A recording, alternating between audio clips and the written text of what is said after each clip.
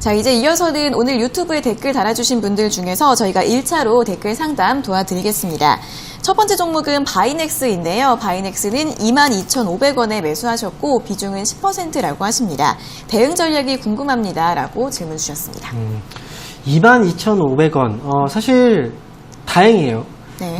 지금 매수를 이 기업을 매수하셨다면 어제 매수하신 분들도 상당히 많지 않을까 생각이 드는데 결국은 이제 단기 급등했던 종목이고 이 기업 같은 경우에는 이제 트레이딩 이상으로 보면 안 돼요. 지금 현재 주가로 봤을 때. 그러니까 전략이 이제 중요하다고 생각이 들고요. 이 기업은 오늘 이제 주가가 좀 흔들림이 나왔어요. 장중에 마이너스 4% 정도가 지금 빠졌는데 기준으로 잡는다면 오늘 저점 자리가 기준이 될 것 같아요. 즉 27,700원 정도 자리를 손절 기준 잡으시고요. 절대 손실해서 나오지 마세요. 그래서 손절가를 잡으시고 위쪽으로 보면 3만원 정도 구간대에서 계속 이제 흔들리거든요. 물량들이. 그래서 위쪽으로 3만원 정도 넘어갔을 때 빠르게 정리해서 나오자라는 의견 드리도록 하겠습니다. 네, 손절가는 27,700원, 목표가는 3만원으로 제시해드렸습니다. 자, 다음 종목은 제이준 코스메틱입니다. 제이준 코스메틱은 2,880원에 매수하셨고 비중은 10%이신데 진단 꼭 부탁드립니다. 라고 질문 주셨습니다. 네. 2,880원. 현재 가격 대비했을 때는 뭐 크게 가격이 차이가 나진 않아요. 다행인데요. 일단 뭐 제이준 코스메틱 같은 경우에는 이제 어찌 보면은 이제 화장품 쪽이죠. 화장품 쪽에서 중국 관련해서 이슈가 좀 있었는데 앞으로도 사실 어찌 보면 또 이슈가 있을 수 있어요. 그런데 지금 이 부분이 좀 결국은 국내 쪽 코로나19에 대한 확산 소식과 함께 또 중국하고 미국에 대한 무역 분쟁 여러 가지 내용들이 있잖아요. 그래서 저는 이제 제이준 코스메틱의 경우에는 지금은 이제 보유 관점에서 가져가시는 게 맞을 거라고 생각이 들어요. 매수가하고 차이가 많이 나지 않기 때문에. 지금 현재 시점에서 본다면 이 기업은 최소한 3,500원 정도 주가까지 이제 목표 주가를 보시고 결정하는 게 맞지 않을까 생각이 들기 때문에 보유 관점에서 목표 주가는 3,500원 제시해 드리도록 하겠습니다. 네, 보유 관점에서 목표 주가 3,500원으로 잡아드렸습니다. 자, 잠시 후에 방금 전에 코로나19 신규 확진자 수가 발표가 됐는데요. 400명대로 다시 한번 급증을 했습니다. 어제 300명대였는데 오늘은 441명으로 발표가 되면서 대구 경북 대유행 이후에 최다치를 기록했다고 하고요. 이에 따라서 오늘 시장과 지수나 종목별 변동성 확대가 될 가능성 주목이 되고 있고 현재 코스피 지수가 다시 한번 0.26%까지 하락세 보이고 있으니까요. 잘 참고해 보시면서 대응 전략 세워보시기 바라겠습니다. 자, 이어서 다시 한번 종목 상담으로 넘어가 보겠습니다. 배럴인데요. 배럴은 9,300원에 매수를 하셨고 비중은 20%라고 하십니다. 어떻게 대응할까요? 라고 질문 주셨습니다. 네, 9,300원에 지금 20% 매수를 하셨어요. 근데 사실 그 배럴이라는 기업은 지금 보면 이제 여름철에 이제 주목을 받을 수밖에 없는 사실 여름철 수혜주로서 계속 거론이 됐던 기업이고 그리고 여름철에 이제 주가가 보통 이제 움직이는 경우들이 많이 있었거든요. 근데 올해 같은 경우에 이제 코로나19에 대한 이슈 때문에 결국 이제 배럴이라는 기업도 이제 수혜를 받지 못하고 이제 시장에서 좀 관심이 좀 멀어진 상황이에요. 지금 현재 9,300원 정도에서 지금 매수를 하셨다면 사실 저는 매수 자체가 조금 잘못된 시점이 아니었나 생각을 하거든요. 과거처럼 이제 타이밍상 여름철에 수혜를 받을 수 없는 그런 상황이 왔기 때문에 결국은 배럴이라는 기업은 이번에는 이제 9,300원 정도 가격대에서는 떨어졌을 때는 투자를 좀 미루셨으면 좋았을 거라는 생각이 들어요. 근데 지금 제가 볼 땐 배럴은 아직까지는 가격적인 메리트가 좀 있는 구간이라서 지금 그리고 매수 가격 자체가 현재 9,300원 정도면 굉장히 높은 가격에서 매수하는 건 아니거든요. 기다리시면 회복은 가능한 그런 가격대라서 저는 일단 보유 관점에서 한 10,000원 정도까지만 목표 주가 보시고 10,000원 부근에 왔을 때 정리해서 빠져나오자라는 의견 드리도록 하겠습니다. 네, 일단 더 보유해 보시고요. 목표 주가는 10,000원으로 잡아드렸습니다. 자, 다음 종목은 세트뱅크입니다. 세트뱅크는 33,300원에 매수하셨고 비중은 20%이신데 매수가까지 올 수 있을까요? 라고 질문 주셨습니다. 네. 세트뱅크 지금 현재 33,300원에 네. 지금 매수하셨어요. 지금 현재 단가 차이가 그래도 좀 있는 그런 네. 상황이라서 좀 걱정이 좀 될 수밖에 없네요. 일단 제가 볼 때는 세트뱅크 역시도 최근에 이제 주가 하락 이유는 결국은 한 가지예요.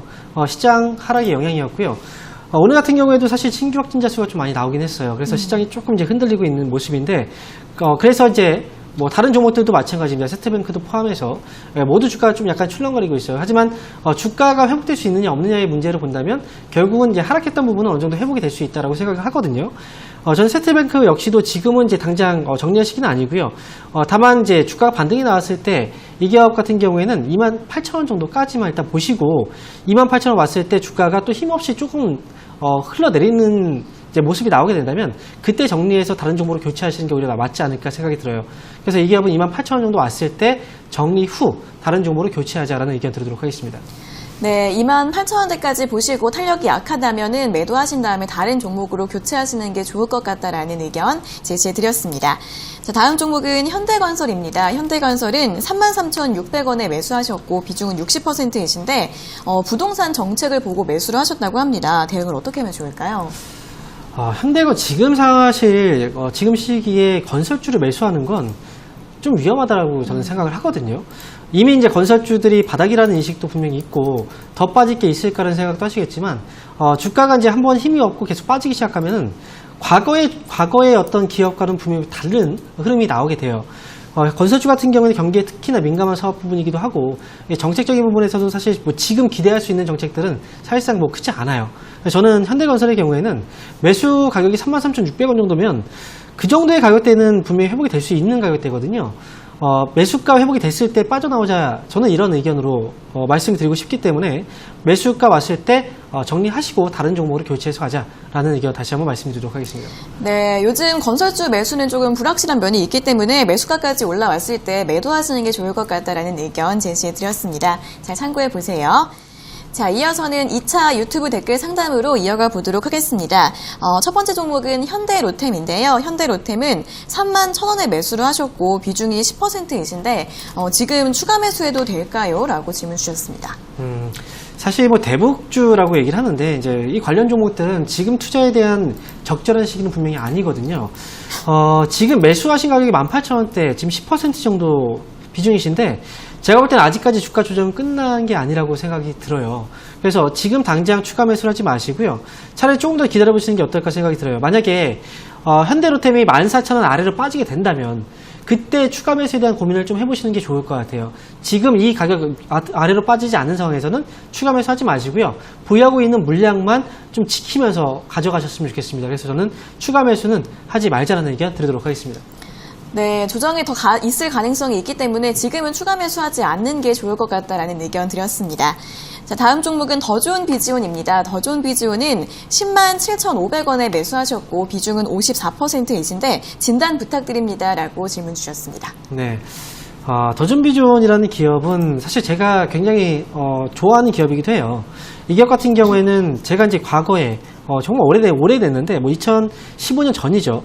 2015년 이전에 뭐 거의 2012년, 2013년도 그 당시에 제가 이제 이 기업은 한국의 이제 애플과 같은 기업이다라고 얘기를 했었거든요.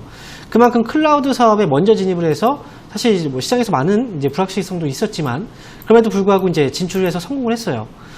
기존 사업 부분도 역시 이제 꾸준하게 실적이 잘 나오고 있는 ERP 쪽에서 나오고 있는 상황이고요. 하지만 지금 이제 주가는 굉장히 많이 올라갔거든요. 이제 성장성을 기반으로 많이 올라간 상황이에요. 그래서 지금 현재 12만원대, 11만원대 이 정도 가격대에서는 보유하고 계신 분들이 그동안 이제 끌고 가면서 수익이 많이 났다면 계속 끌고 갈 수 있는 자리지만 지금 가격대에서 무리하게 접근을 하시기는 사실상 조금 힘든 그런 시기가 아닐까 저는 생각을 하거든요. 지금 107,000원 정도 가격이라면 너무 길게 보지 마시고 저는 11만원 정도까지만 목표 주가 보셨다가 올라오면 지금 왜냐면 클라우드 관련주 뭐 이쪽은 사실 어찌 보면 이제 지금 이슈로 인해서 한 번쯤 올라갈 수 있는 재료가 있기 때문에 11만 원 정도 왔을 때 그때 정리하자라는 의견 드리도록 하겠습니다. 네, 기업은 좋지만 지금 주가가 너무 좀 높기 때문에 11만 원까지만 목표 주가 잡아보시면 좋을 것 같습니다.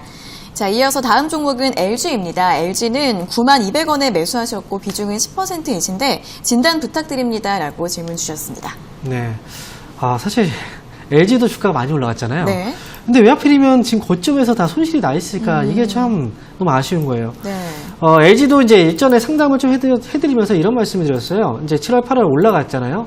이제 그러면서 LG의 주가가 올라가고 있는 건 결국은 사실 소비에 대한 부분이고 이게 이제 여름철 시즌과 또 맞물렸고 그 다음에 이제 코로나19로 인해서 이제 정부에서 지원금이 진행이 되면서 이 지원금으로 이제 가정에서 이제 필요한 걸 또 샀단 말이죠. 일시적인 어떤 그 소비 효과가 결국은 주가에 반영이 되었다라고 생각이 들고요. 지금 가격대 9만 원이 넘어간 상황에서는 매수하면 안 되는 거예요.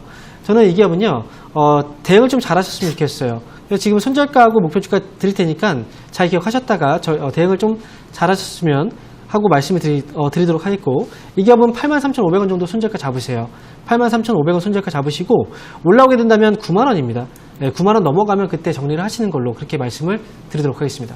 네, 손절가 83,500원, 목표가 9만 원 제시해 드렸으니까 가격 꼭 기억하시고 잘 대응하시면 좋을 것 같습니다. 자, 다음 종목은 솔브레인 홀딩스입니다. 솔브레인 홀딩스는 6만 원에 매수하셨고 비중이 10%이신데 이분은 추가 매수해야 하나요? 라고 질문 주셨습니다.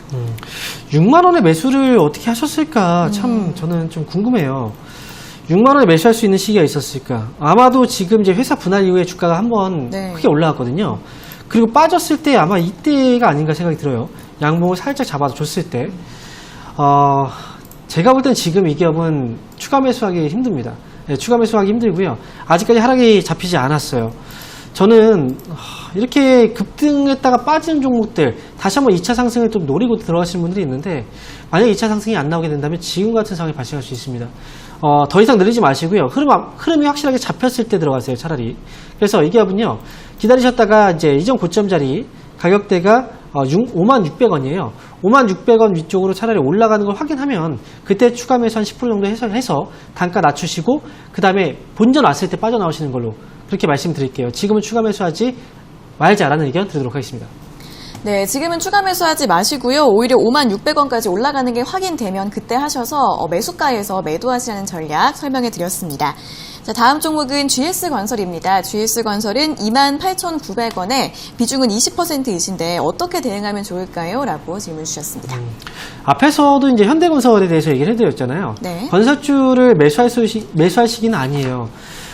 건설주에 대해서는 사실 꾸준하게 계속 이제 지난해 말부터였죠. 지난해 말부터 건설주에 대해서 관심을 지금 갖지 마시고 다른 종목 쪽으로 계속 봐야 된다라고 얘기를 해드렸어요. 이번에도 이제 코로나19로 인해서 떨어졌던 주가는 회복이 된 상황이거든요. 그렇지만 여기서 추가적인 탄력을 받기는 좀 힘들어요. 지금 GS건설도 지금 추가 매수라든지 이런 관점에서 보기는 어렵고 제가 볼 때는 GS건설은 가격적인 메리트를 본다면 23,000원 아래로 떨어졌을 때 가격적인 메리트가 좀 생깁니다. 하지만 23,000원 아래로 떨어졌을 때도 매수를 할 때는 또 신중하셔야 돼요. 차라리 23,000원 아래로 떨어졌을 때 추가 매수 여부는 그때 다시 한번 물어보시는 게 좋을 것 같고요. 지금은 그냥 보유하고 있는 물량만 들고 가자라는 의견 드리도록 하겠습니다. 네, 일단은 보유 의견 드렸습니다. 잘 참고하시면서 향후의 주가 흐름 보면서 대응해 보시면 될 것 같습니다.